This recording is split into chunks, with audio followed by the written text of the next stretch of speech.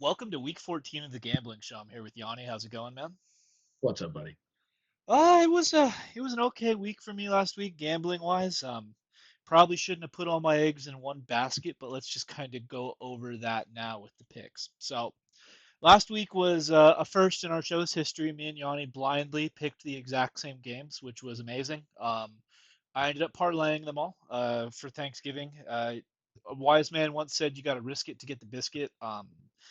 But I didn't make any money on a 3-2 week, so unfortunate. I'll kind of go over the first three games, and Yanni can cover the last two. The Chargers -1.5 was our first bet.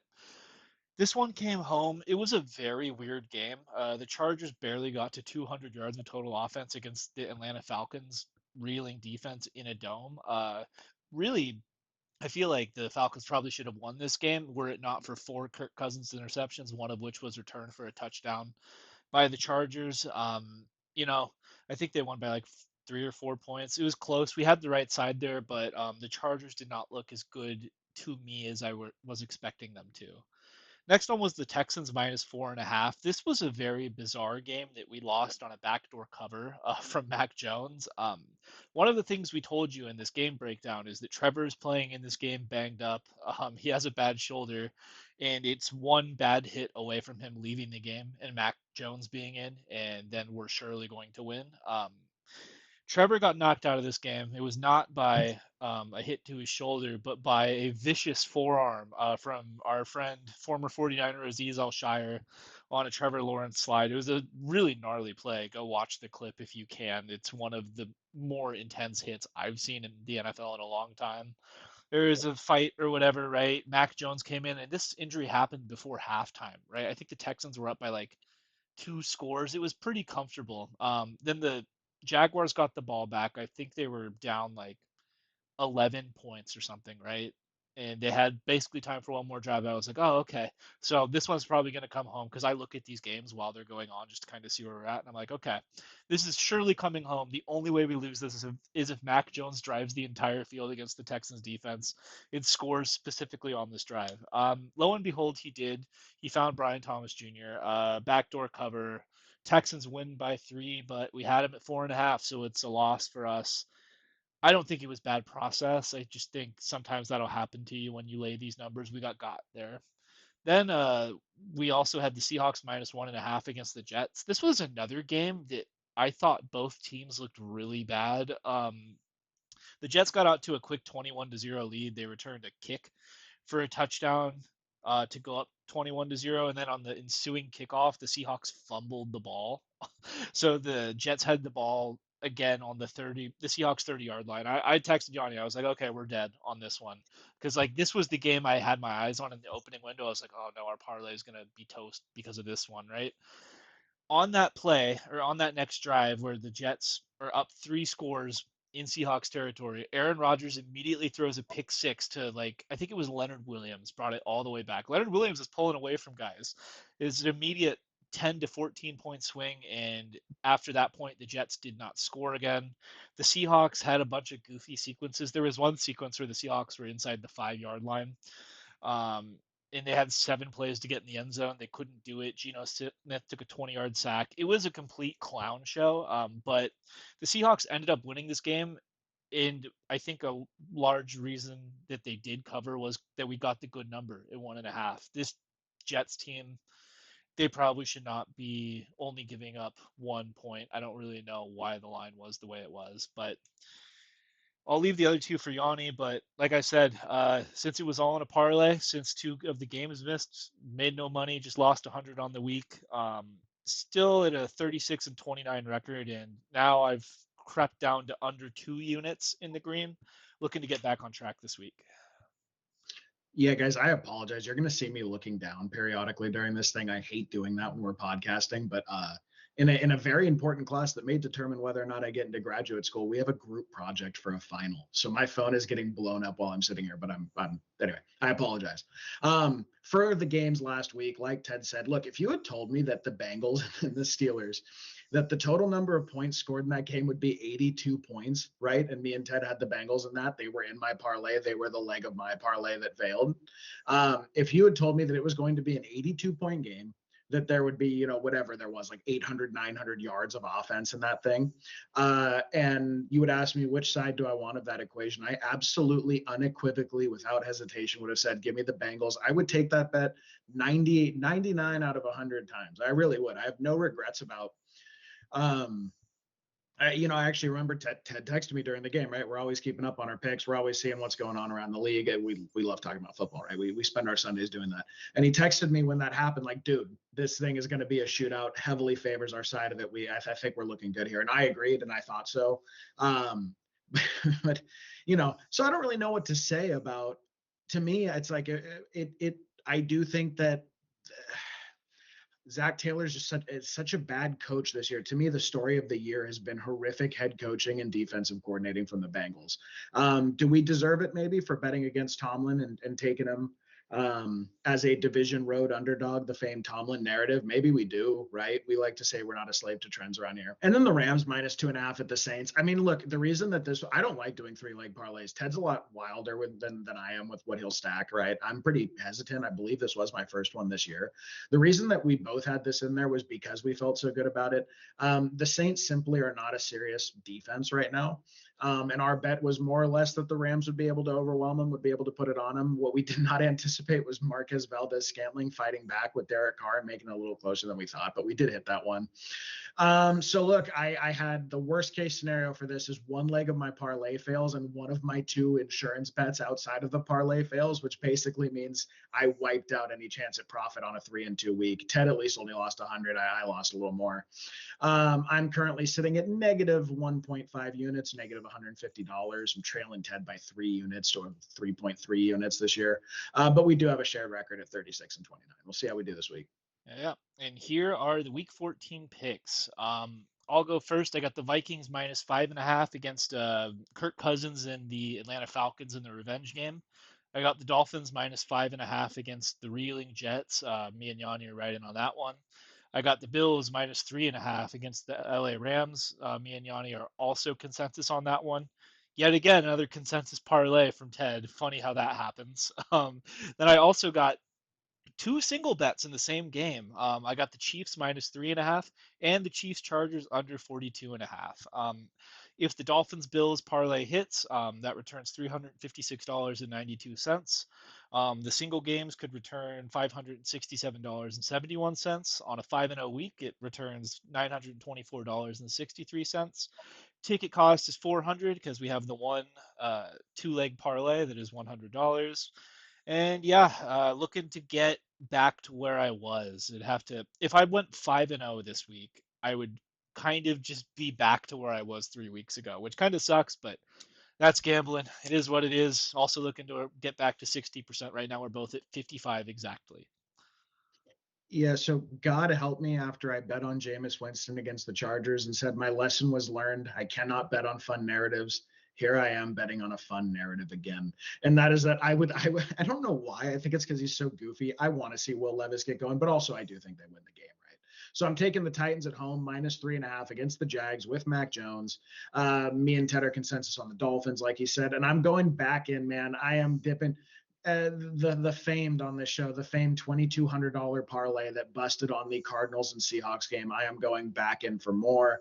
I'm taking the Cardinals -2.5 at home versus the Seahawks. Like Ted said, we're riding together on the Bills. And then Bengals -5.5 at the Cowboys on Monday night. I'm actually very excited about that bet. More to come on that later. My parlay is going to return, because I am parlaying the Bills and the Bengals. My parlay is going to return $364. My total other return is $575. So a total potential return of $940 on a $400 ticket. Like I said earlier, I'm down a unit and a half, right? I don't like that. I'm a little bummed, but I've had a lot of parlays miss this year. I'm actually pretty proud. Me and Ted kind of shoot for this goal. I think like 55% is a number you can be really damn proud of, but like we want to hit 60%, right? That's kind of what we're striving for. So I actually am overall happy with both of our records. I'm proud of the work we've done, but I want to figure out the unit thing a little more. And that's maybe balancing out what you parlay, what you don't, when you're smart about what you want to attach to what, making correlated calls. That's kind of what we're working on here. But anyway, very happy with how we've both done so far this year. Hopefully we have a good week again. Yeah, dude, 5-0 week, and you're back in the green as well. Need it this week. Get you a Burger King ground for the next show. But let's get into the game breakdowns, and this one's yours. So take it away, brother. Yeah, yeah. So I'm willing to feel a little silly about this just because I thought the number was pretty good, and I've been fading the Jaguars aggressively all year. I cannot believe it bit us in the ass last week. But I'm willing to bet that it does not do so again. I'm taking the Titans -3.5 at home versus the Jags. 73% of every dollar bet's been on the Titans against the spread. 64% of the total bets put on them have been against the spread. So actually, big money's coming in favor of the Titans, even with the heavy public lean. And look, this entire Jaguars organization stinks. I saw an amazing quote this week about, the laundry list of the Jim Tom Sulas of the world and the Doug Petersons of the world that Trent Baalke's hired. The only coach that he has aggressively chased out of town during his entire tenure as an NFL GM is Jim Harbaugh from the Raiders. He is absolutely atrocious. He took Walker over Aiden Hutchinson, a few years back, number one overall. I just think top to bottom, this is a franchise that's rotting from the inside out. They're dying. They just had their quarterback go out for the year. And I also, I would say that I do think there's actually a difference between coming with absolutely no pressure and slinging the ball in a game you basically had no chance in, which is what Mac Jones did last week, and actually coming into a game where you're expected to perform and do well. Mac Jones in his overall NFL career has just been a I don't even want to say a middling NFL quarterback, right? He's been a well below average NFL quarterback. And so this is more or less a bet on the organizational structure and the coaching of the Titans. I actually happen to think their coaching staff's pretty good. I know their defense is banged up. Their defense is banged up. But look, the Jaguars are too. I think Bill Callahan's a damn good offensive coordinator. And I think Will Levis, I mean, we were trying to average it out over the last like 3 or 4 weeks. Yeah, he's been somewhere around 260 yards a game, like 2 touchdowns, like 3/4 of a turnover a game, right? He's not incredible, but he certainly has elevated his play to at least the most consistent peak we've seen out of him this year and possibly of his career. He's plateauing a little bit into like what you'd hope he'd be, right? Somewhere around there. I wouldn't say he's been amazing or impressive or anything like that, but he's been playing good football for a month. And actually, when you look through the Titans schedule, they've had some really hard games this year. I believe, Ted, how many games did you say they've covered this year against the spread? They've covered Three? twice all year. Twice. Okay. Twice out of 13 weeks. So risky business, but I do like them to do it here this week. I love all their pieces in fantasy. Calvin Ridley revenge game. I saw him creeping into like the top 15 weekly plays in fantasy this week. I think that's pretty bullish, but the sentiment's there. I think he probably hates the Jaguars because everyone does. And look, this is kind of a toilet bowl, but I'm willing to dumpster dive here. I'm willing to dumpster dive just because I've seen what have we really seen from the Jaguars this year? I guess the Texans is probably their most impressive showing. Maybe the Dolphins week one, but we've seen the Titans actually go in there with good football teams and get in shootouts. We saw them beat the Texans in a legitimate game, like where they're throwing bombs back and forth. Right? I don't know.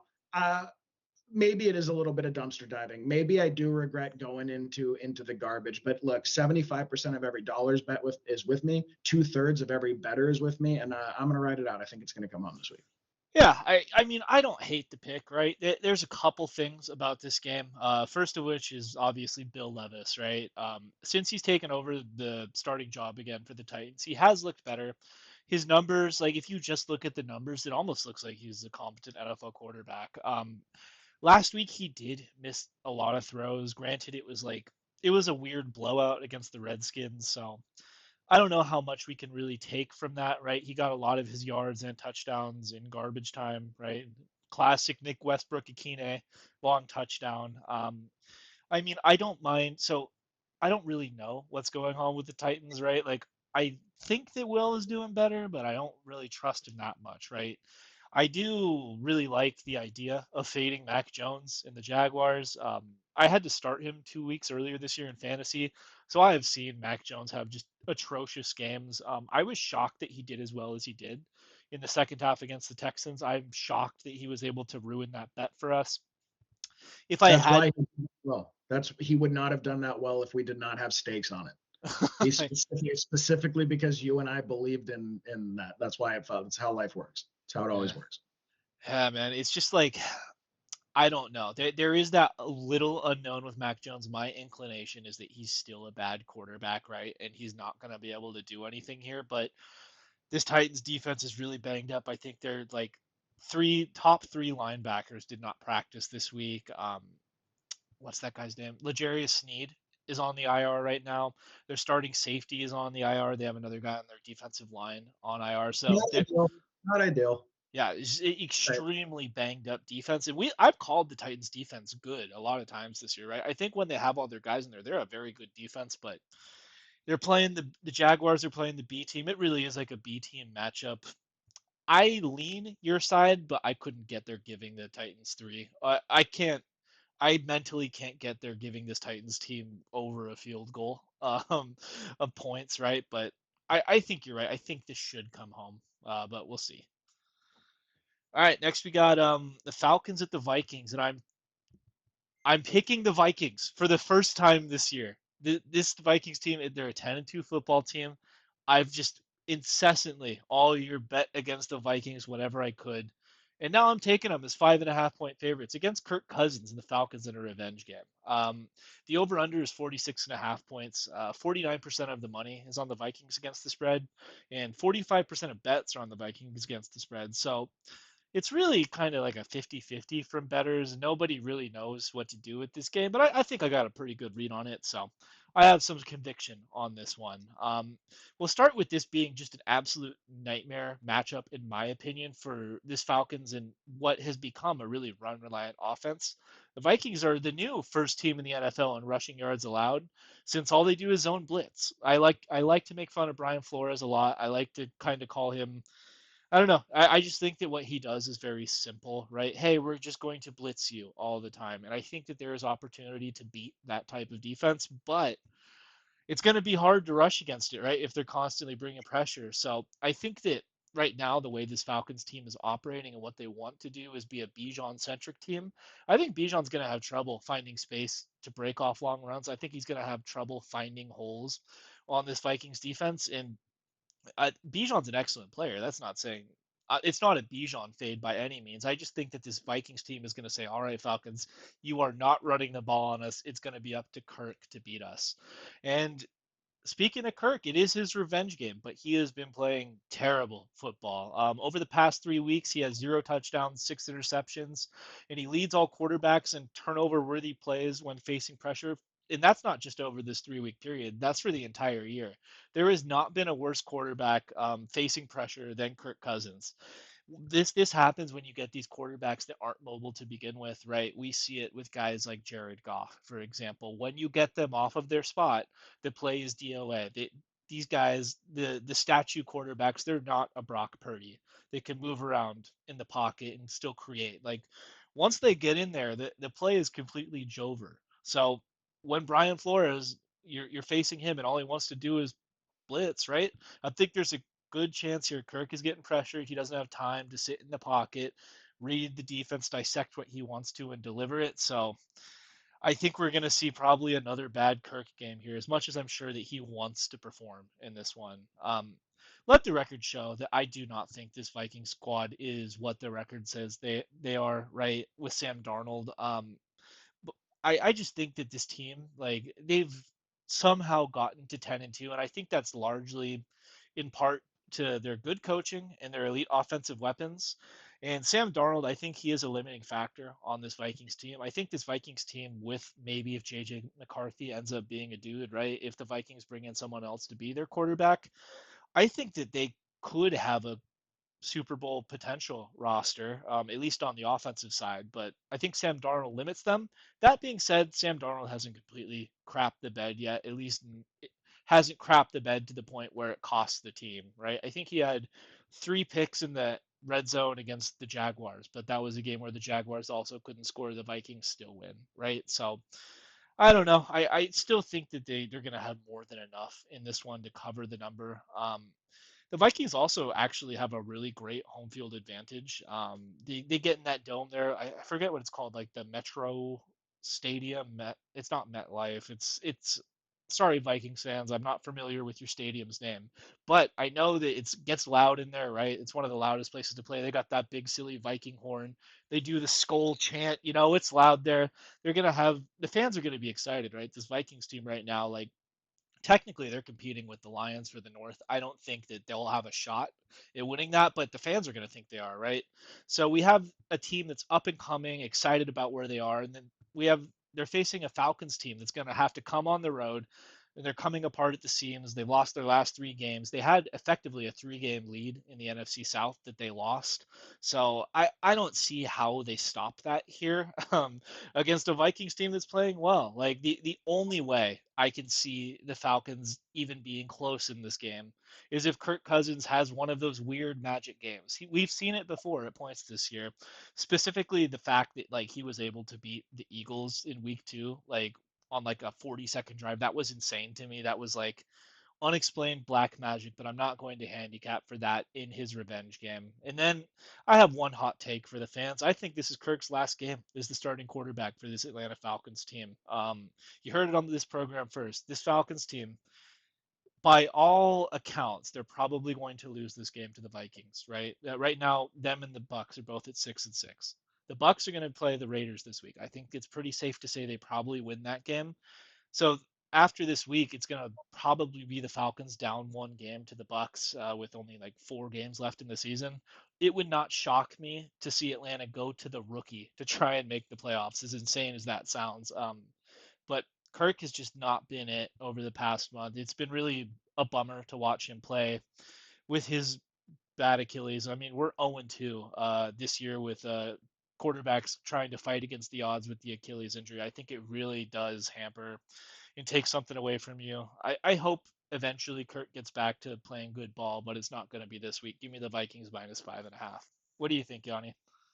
I like your pick. I think you had a great call out about the rushing difference. I know you don't buy into this narrative as much, but I do personally. I think Flores has a really good beat on the Shanahan offensive scheme. And this is a Shanahan tree offense. And it's a Shanahan tree offense with a quarterback that really can't efficiently run it right now. I would have gone to Penix this week. I don't think they wanted to do that with first place in the division and a playoff spot up for grabs, obviously. But Penix got 4 years starting, dude. This was an out of the box ready quarterback. And this was a quarterback who I thought was every bit the prospect that Jaden Daniels was, for what it's worth. You know how much I love Jaden Daniels. I thought Michael Penix was right there, like right there as an NFL talent. So I'm frankly stunned that they're making the decision they made. And I think when they do finally switch to Penix, they're going to go, oh my God, we might have actually had a chance this year.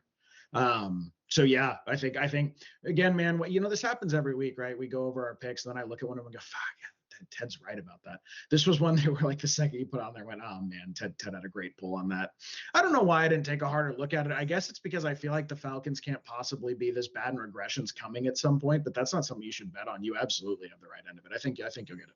Well, there's a couple things, right? Like bettors are 50-50 on this, so I don't think that like a large majority of people are looking at this game like, oh, crazy value, right? The Vikings, they have not blown out teams recently. That's Yeah. another like thing that feels a little weird to me. But yeah, just stylistically, I feel like this is gonna, if you can't run the ball, right, and it is going to be on Kirk, I just don't know how they do it, man. We'll see But though. Wouldn't it be funny after like the entire offseason of people just shitting on the Falcons for taking Penix at 8 overall, if like they end up pulling Kirk, putting him in, and he's the difference that like was necessary to get this team into the playoffs? Wouldn't that be like a wild twist? it would be amazing, dude. I'm telling you, I think Penix is a fantastic football player. Like I really am high on that kid. I would have put him in 2 or 3 weeks ago. And also, you just reminded me of something hilarious. What was Sam Darnold's worst game this year? What was his worst game? When I had him in a parlay against the Jaguars and he threw 3 interceptions inside the 20-yard line. That's awesome. That's awesome. I just remembered that. Huh. Sometimes the betting gods are out to get you, brother. All right, Always.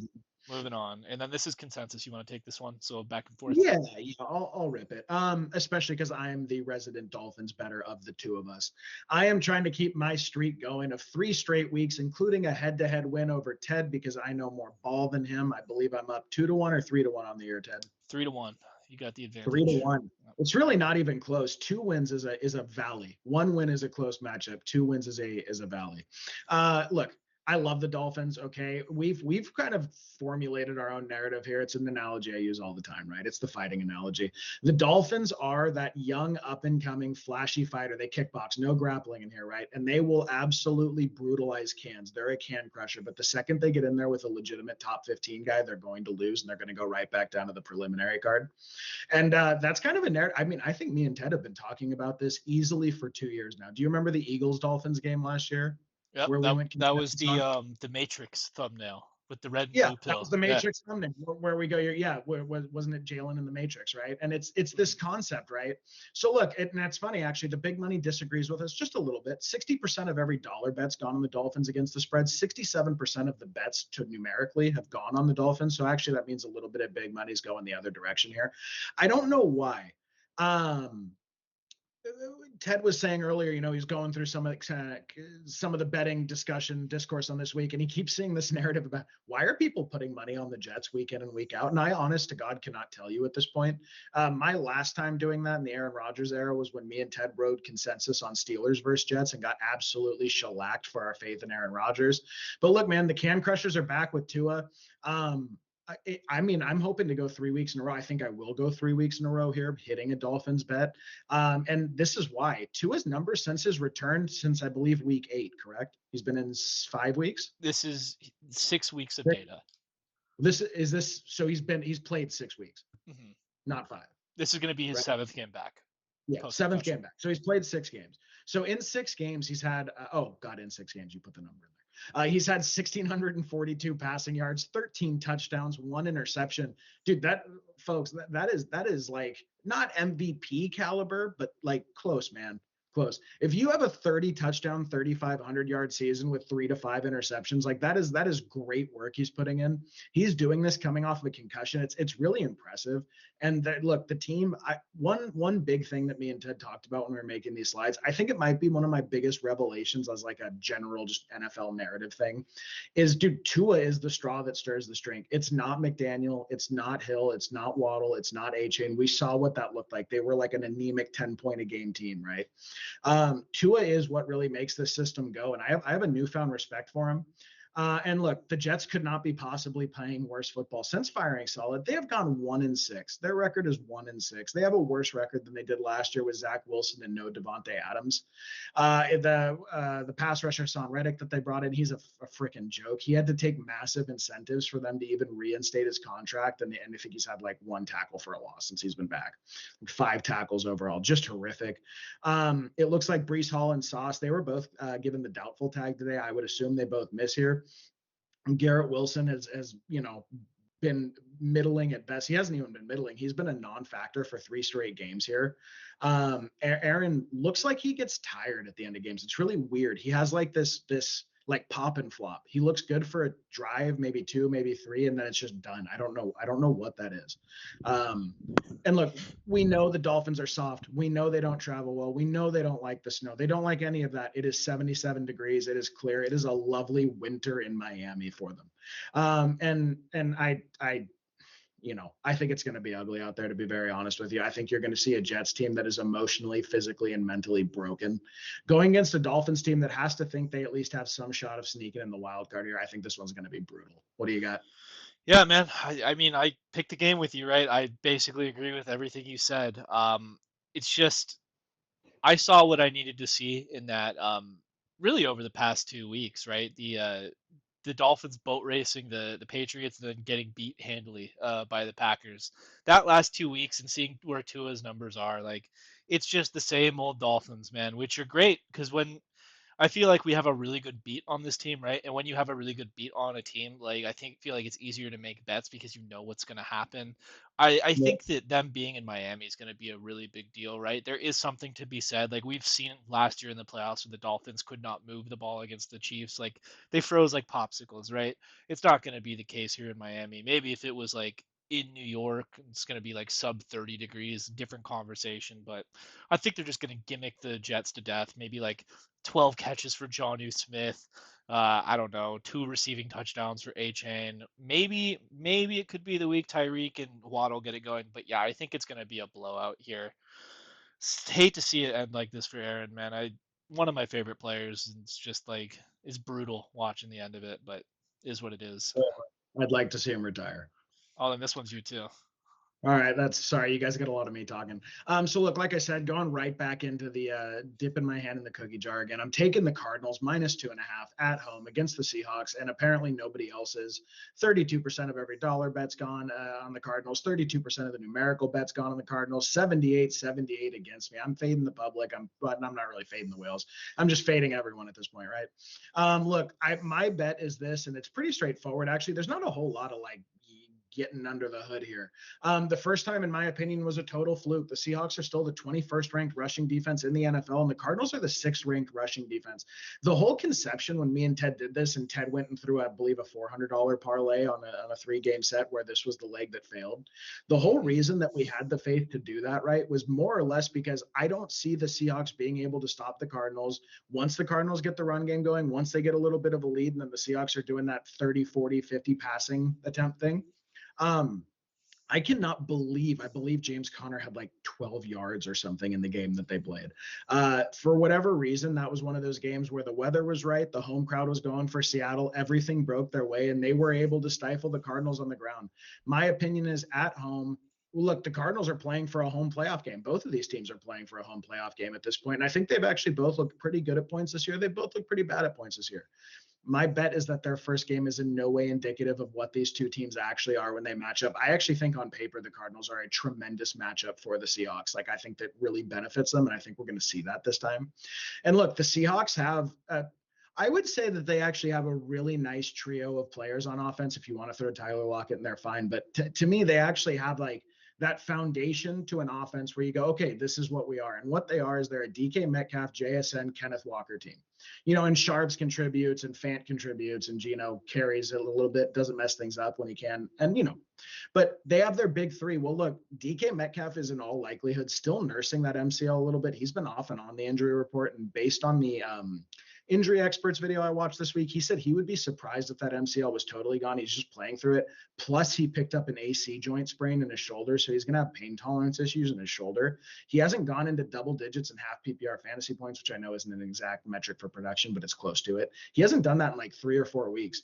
JSN has clearly been this team's lead dog because DK has not been able to perform. And then Kenneth Walker III sounds like he's on the wrong side of questionable. He did not participate today. They said, I really don't know, I believe, is a direct quote from his head coach about whether or not he's going. I just think when those two guys, when you look at the broad spectrum of talent on the Seahawks, like JSN, I actually think is a tremendous player. I think he's developing into a tremendous player. But like, dude, those two guys are a lot of what they do. Just, hey, you guys are incredible athletes. You're incredible players. I would say Kenneth Walker's an incredible talent. DK's an incredible athlete. But they go out there and carry the team. They are what makes this team kind of go. And I don't think they're going to be able to do that. They're at less than 100%. The Cardinals play violent physical football. Gannon knows what he's doing with the coordination from a coordination perspective. And I think the Cardinals want to play smash mouth football this week. I think they want to run the shit out of the ball. They want to play time control, right? They want to get that positive game script going for them. And I believe they will be able to do that. And look, yeah, this is not a rain game in Seattle. Football should not be played outdoors. I hate that it's played outdoors. This is a dome game as God intended it, right? It is going to be a game where it's clear skies. I expect a big Marvin Harrison game. I'm very comfortable with this bet, I would say. I'm not foaming at the mouth about it, but I like the number. I like getting the right side of the hook. I like getting a home divisional team by less than a field goal. I am going back in one more time. Cardinals -2.5. Well, at least my heart definitely agrees with you on this pick. The Seahawks are my least favorite organization in all of football, closely followed by the Pittsburgh Steelers at number 2. But the Seahawks are still my most hated franchise. They have the worst fans in the world, and I just really don't like them. Right, so I hope the Cardinals win just for like my feelings, right? In terms of the pick, I think you're probably right. Like the Cardinals, the only teams that they've lost to this year are like the Seahawks, Redskins, Bills, and I forgot the other one, but it's all like really, it's all losses to teams over 500, right? I think that the Seahawks team, there is like a question of what they are. They looked good. They've looked good at points, right? Like smacking around the Falcons. They at least played competitively against the Lions, and then they've had other games where they've looked horrendous. I still don't really know what this defense is, right? I had chalked it up to being a terrible defense until I saw this performance last time against the Cardinals. They held James Conner to under 10 rushing yards, man, in a rain game where you should be running the ball. I was like, wow, that's really impressive. I don't know what to make of them, right? Fast Yep. forward to next week, then they give up like 2 touchdowns in the first 2 drives to Aaron Rodgers, then blank him the rest of the game. I really don't know what to make of either of these teams, really. Kyler Murray, like he's had points this year where he's played really well, and he's had points this year where he's played like terribly, right? And he's cost the team the game. The last time these two teams played, he threw a pick six that like basically put the game out of reach in a game where there wasn't much scoring. So I don't really know. I think this is a litmus test though for the Seahawks, right? Like there may be some questions about, hey, you know what? Did you get lucky that it was in the rain? Was it just a bad Kyler game?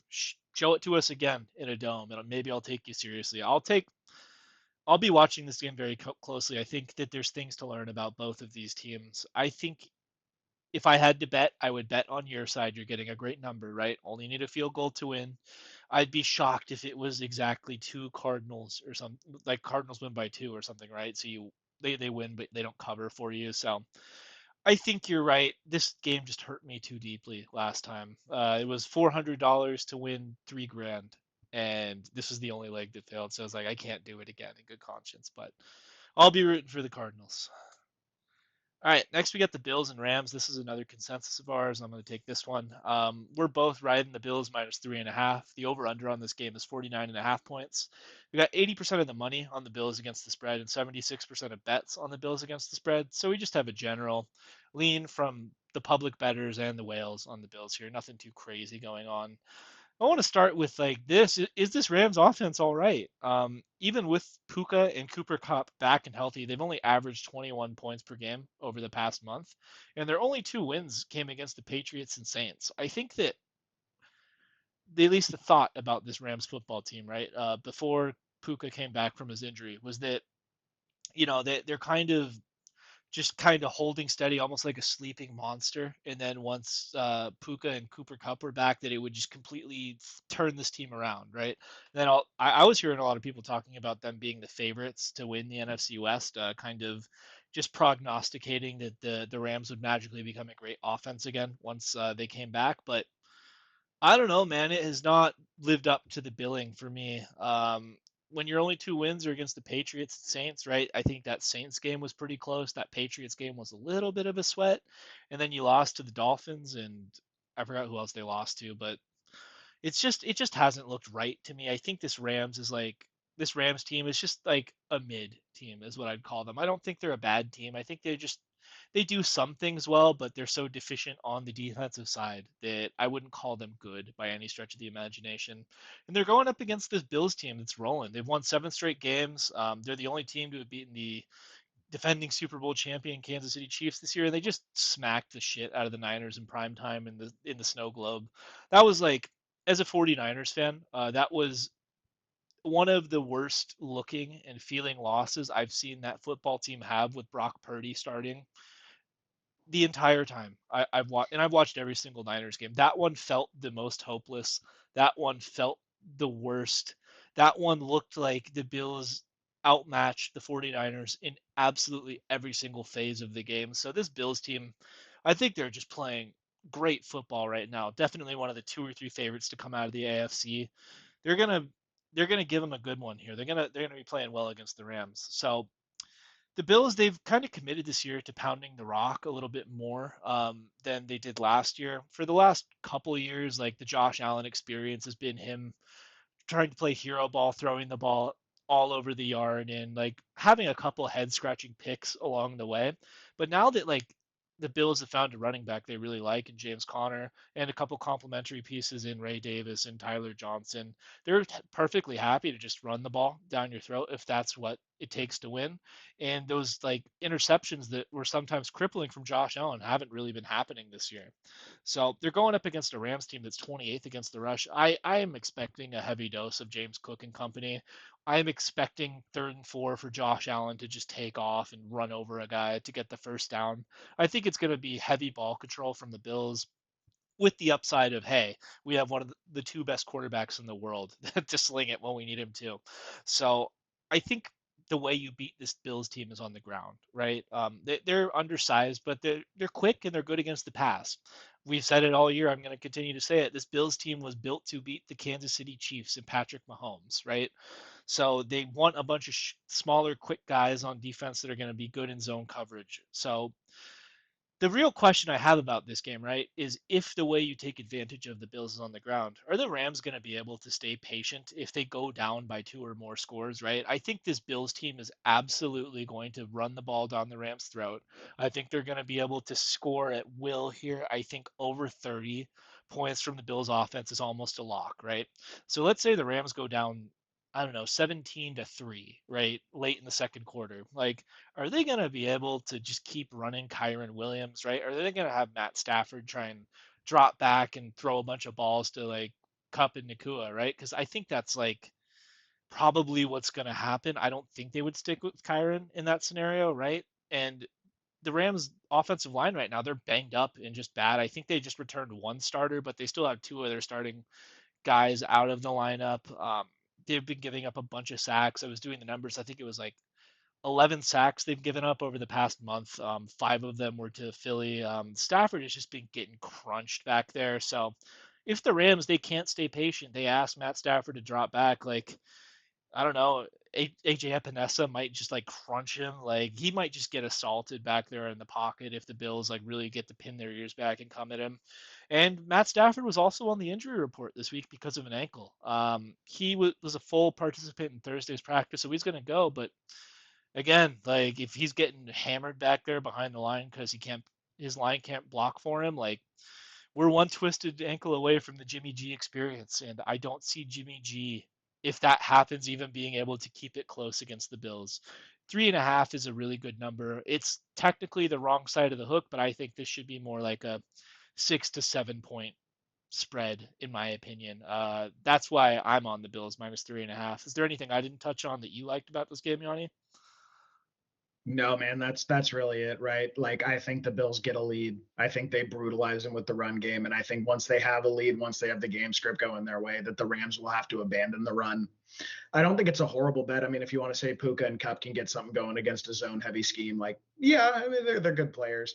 I think it's going to be too much. I think it's way too much. I think they're way outmatched talent wise. Rarely actually for the Rams, they're way outmatched in the quarterback department.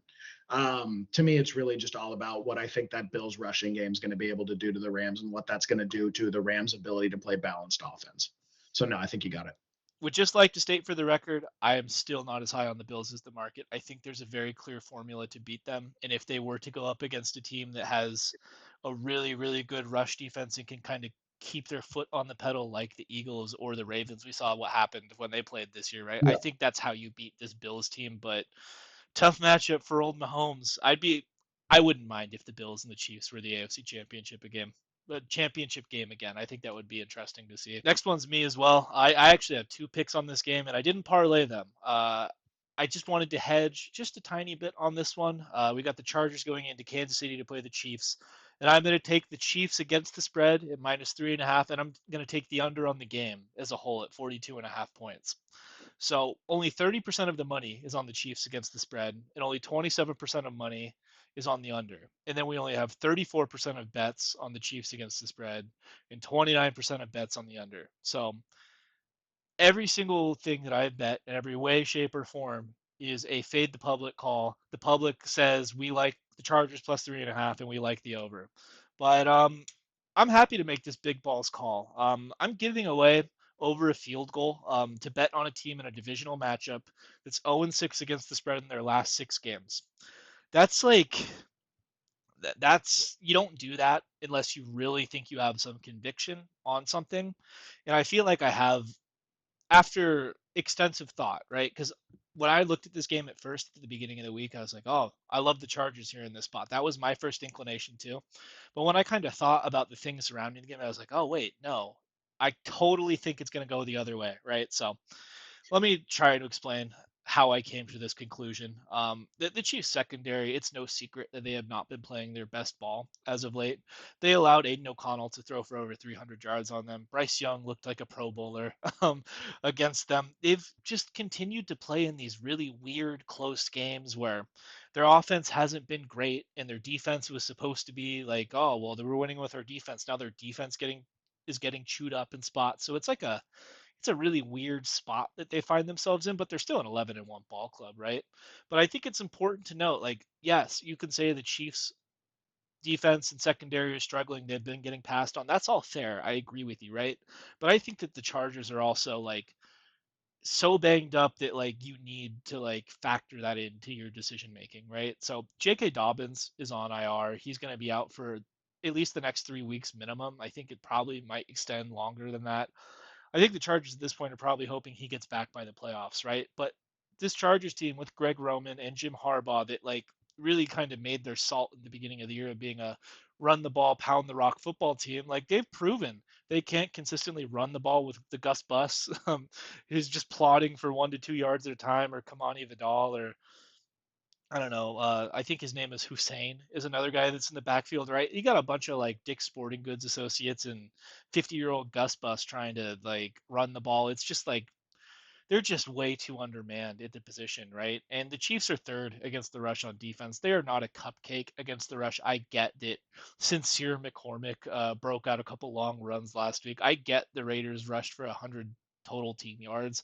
I'm willing to chalk that up to an anomaly, right? Like if Kamani Vidal goes for 100 yards on this Chiefs defense, I guess I'll just tip my cap to him, right? But I think that they're going to have trouble rushing the ball here, right? So I think this is going to be another game. Like I think the Chargers have had 2 or 3 of these games in a row, right, where it feels like Justin Herbert has to like pass all over the team to keep them in it, right? So Lad McConkey is banged up too, and he's going to be matched up with Trent McDuffie. So Lad McConkey last week, I believe at halftime for the Chargers, he accounted for 115 out of 130 total passing yards for the Chargers. He had a like over 50% target share or something crazy last week. He's emerged. He's a really good player and he's emerged as a clear top option for this Chargers team, but he has a shoulder injury, he has a knee injury, he's been nursing, like he was limited or did not practice all week. And he's matched up with one of the best slot corners in the game with Trent McDuffie. So I think that the Chiefs are going to put McDuffie on him, right? And try and like blanket Ladd, take him out of the game. So if Ladd either doesn't play, which is totally on the table, I think he probably plays, but it would not shock me if he was too injured and didn't go, right? So let's say he does play and still gets blanked by McDuffie. Justin Herbert's going to have to count on Quentin Johnston and Joshua Palmer to beat man-to-man coverage. That's what this Chiefs defense does.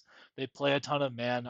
And if you have man beaters, right, like a team like the Bengals, I think would have a really good offensive performance against this Chiefs team with guys like Chase and like Higgins on the outside. But it's Quentin Johnston and Joshua Palmer. Like fair, I'll tip my cap to them if they could beat man coverage. I just don't see it though. So I mean, I really just don't see how they're going to move the ball, right? You're too injured in the backfield. Your primary receiver is injured and going to be matched up on a one-on-one with a really good corner. I get that the Chargers are leading the league in scoring defense, so it's like it's not an easy matchup for Mahomes of the Chiefs, right? I'm not saying the last time I picked the Chiefs was against the Panthers. I said, "Oh, well, there's no problem. The Chiefs get to 30," right? I think that probably mid to low 20s is where they'll get here. But this is a bet primarily based on Mahomes' greatness, right? Mahomes is situationally great. I think he'll be able to create enough plays, whether or not it's finally hitting the deep ball to Xavier Worthy, whether or not it's Pacheco maybe getting something going, right? It's primarily a bet that the Chargers can't move the ball and the Chiefs are just going to be able to do enough, right? I think the Chiefs just need to get to 20 and they'll win this ball game. I get that the Chiefs defense has been terrible, but fade the Chargers offensive skill position even more, right? And I'm playing the under here too, just because the numbers in my head kind of work out, right? Like I don't think the Chargers will be able to move the ball or get to 20 points. I think the Chiefs offense is still not where it really needs to be, right? And hasn't been getting it together. But I think Mahomes does enough to take over this game, is like the best quarterback in the league. And I think the Chargers are a good defensive unit. So like to me, it feels like a 24-17, 21-14 type of matchup where it's a easy under and a cover for the Chiefs. So I'll take it. I'll go against the grain on this one. What do you think, Yanni?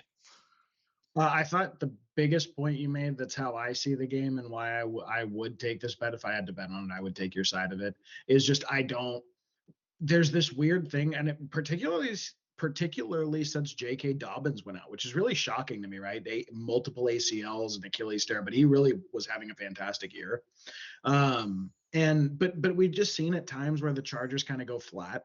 Like where they're not moving the ball right and they look kind of weird. And I don't know what exactly that is. It's probably that they're playing with a much less talented team most of the time at this current state of the Chargers, right? So to me, that's the whole thing is just, do they come out flat for both, for the under and for the Chiefs? Like I wouldn't be shocked. It would be kind of crazy. It's crazy to say with Herbert, but I really wouldn't be surprised if they have like 9 points here on offense. Like, they have like a 6 or 9 point showing where just that Chargers thing we've seen the last 2 years. They're not really moving the ball. They're not really interesting. Ladd, I have seen both reports. He's almost certainly not going this week, and he's certainly going this week. But at the minimum, I think it's fair to say he's certainly not healthy, right? So yeah, I think you got the right side of it. And to me, it really is just about how the Chiefs match up with the Chargers offense. And that's for both picking the under and for the Chiefs. Yeah, I think the last time these two teams matched up, right? It was 17-14 Yeah. Chiefs. That was the Rashee Rice ACL game. It was like a last Yeah. second Chiefs field goal. Don't ever want to talk about that again. Yeah, dude. Yeah. I remember that. Yep. I remember it. All right, then take it All away, brother. right. Monday night. So I was pulling this while Ted was talking. I have a very funny stat to attach to this game. Bengals -5.5 at the Cowboys. I'm very happily, very confidently taking the Bengals in this one. 87% of every dollar bet has gone on them against the spread, and 72% of every bettor has gone against them on the spread. Pretty significant whale lean, actually. For 72% to bump up 15% from there is pretty impressive. I just want to quickly throw out this Joe Burrow stat because this is incredible from FanDuel Sportsbook. The Bengals are now 0-5 when Joe Burrow throws for 300 plus yards this season. In those games, their defense has given up 38 points to the Skins, 41 points to Baltimore, 35 points to Baltimore, 34 points to the Chargers, and 44 points to the Steelers. That is absolutely remarkable. He is currently thrown for 3,370 yards, 30 touchdowns, 5 interceptions, playing some of the best football we've seen in the NFL at the quarterback position in like a decade. And it does not matter. His MVP pace does not matter. Jamar Chase chasing the Triple Crown does not matter. But that is a function of, in my opinion, a garbage head coach, or at least a very inadequate head coach, and really bad defensive coordinating. And so what do we see here, right? We see Cooper Rush. Well, on the other side, and by the way, the Bengals actually rank lower than them in defense, which is incredible. But the Cowboys are the 26th ranked defense against the pass. They give up 360 yards a game. They're middling against the run. And they give up over 28 points per game. Now, the Bengals actually give up the exact same number, 28.3 points per game. But look, Jamar Chase is on his Triple Crown, right? His Triple Crown pursuit. Let's keep in mind what the Triple Crown grants Jamar Chase. It probably gets him a $37 million a year wide receiver contract, or 36, whatever is above. He said he will not accept a contract that's not higher than Justin Jefferson. I think Justin Jefferson's at like 34 and a half annually, or 35 and a half annually. So to me, that means the floor is $37 million, which would in fact be the biggest non-quarterback contract in the history of the NFL. And I do think he gets it. So to me, I think we're going to see the absolute best version of Jamar Chase. But getting back to how this Bengals team loses games, right? So I think Joe Burrow should easily throw for 400 yards here. I think he's going to have a monster week. You have T. Higgins healthy. You have Chase Brown rolling. Do we really think that Cooper Rush, the AC joint banged up CeeDee Lamb, and then Ferguson coming out of concussion protocol, right? Do we see any world in which, and the most effective thing they've done since Dak went out is kicks 50, 60-yard field goals. That's like their main offensive weapon, right? I don't see, I think they're going to get boat raced here. I was actually pretty surprised at 5.5. I guess it's because the Bengals have flopped in so many games where they probably should have won. Like the Steelers last week, I guess. And maybe it really is that people are saying they have no faith in this defense, to the point where they actually think at a 49-point over under, right? So what, they're giving the Cowboys 22, 23 points. If you think that spread's wrong, 24 points. Maybe. I would be surprised. I don't think Cooper Rush has it in him. I don't think CeeDee Lamb's totally healthy. I don't think Ferguson's totally healthy. He's concussed. If they try to run the ball, if they try to keep it with Rico Dowdle, it's going to be really hard to continue sustained, meticulous 12, 15 play drives when you have Jamar Chase and T. Higgins dropping 30 or 40-yard chunk plays on you, which I do believe they're going to deal with. I was surprised. I was surprised Ted did not take this game, to be honest with you. I thought he would be in on it. I'm curious to know why he's not. He maybe is just sick of the Bengals at an organizational level. And I think the NFL is, I would be stunned if Ben Johnson does not end up going there this year. He had a really interesting quote this week where he goes, "I'm not calling teams anymore. Teams can call me. I'm not looking for jobs. If the right one opens up, you give me a call."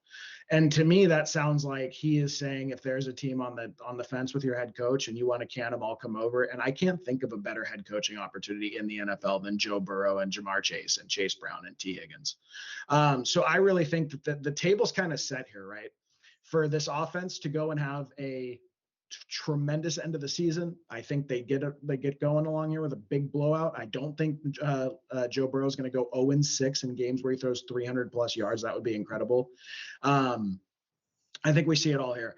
And I'm certainly not biased, right? I have Jamar Chase that's trying to carry me to a playoff bye. I'm sure I'm not wishful thinking on that at all. Yeah, man. I have been hurt by the Bengals deeply this year. Yeah, that's what it is. It just feels like, I know I said this earlier in the year, and I broke my rule on my bet last week to fade the Steelers, but there are certain teams that I feel like just should not be laying those big numbers, and I just don't trust them with those large numbers. The Bengals are one of those football teams. By all accounts, right? This is not close from based on what the Bengals offense is, right? Versus what the Cowboys are currently offering on defense and Dak Prescott being out of the football game, right? By all accounts, the Bengals should easily cover this. This should be like not even watchable. Really, it should be like, yeah, maybe I'll tune into the Simpsons simulcast, right? To see the cartoon characters talk because this football game is not that interesting or close. But the Bengals, man, have they blown out a single team all year? They couldn't even blow out the Giants this year. Like, I don't know. I think that the Bengals are certainly going to score, but I think I said it earlier this week. I like Cooper Rush and Superflex. I think CD will be able to do something. I think Rico Dowdle will be able to do something. I think this game, if I had to guess, spitballing, like maybe Bengals 38, Cowboys 27 or something, right? So I think you still have the right side of it.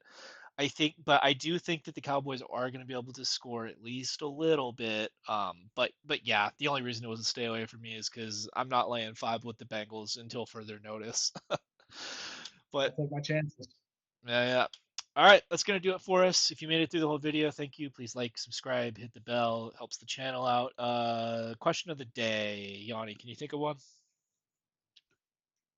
Yeah. Do the Bengals keep Zach Taylor in your guys' opinion? Is it even possible at this point with the way this year's gone, or do they clean house? I don't think they get rid of the GM. I think the GM's done a really good job stacking that team with talent.